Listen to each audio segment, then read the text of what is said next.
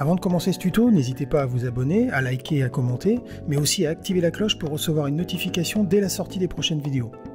N'oubliez pas que la chaîne a besoin de vous, alors n'hésitez pas, si vous le pouvez, à nous soutenir en cliquant sur le lien donation dans la description de cette vidéo. Merci à toutes et tous par avance. Bonjour à toutes et tous, on m'a posé pas mal de questions en MP, ou encore sur la chaîne, alors je vais essayer d'y répondre le plus simplement possible.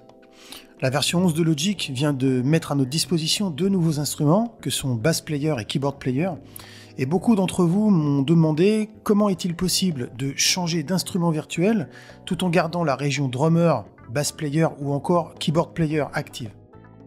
Finalement, vous allez voir que c'est vraiment très simple. Ici, j'ai un tout petit projet avec une batterie, un piano et une basse. Et ici, admettons que je veuille changer le piano. Il suffira tout simplement d'aller dans la tranche, de choisir un autre instrument virtuel.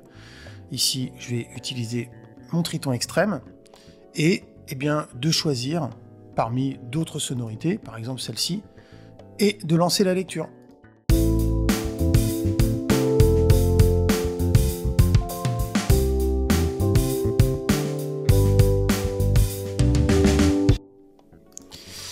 Autre question qui m'a été posée, comment éditer un pattern joué par drummer, bass player ou keyboard player? Alors vous allez voir que là aussi c'est très simple, il suffira tout simplement de sélectionner la région qui vous intéresse, de faire un clic droit, CTRL-clic, et d'aller dans la section convertir et convertir en région MIDI.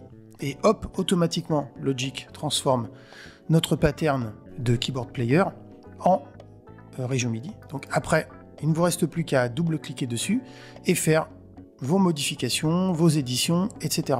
Alors bien évidemment, c'est quelque chose qui sera réversible. Il suffira pour ce faire de resélectionner la région pour la retransformer en ce qu'elle était auparavant, mais avec les modifications que vous aurez apportées et en choisissant l'option convertir en région Session Player.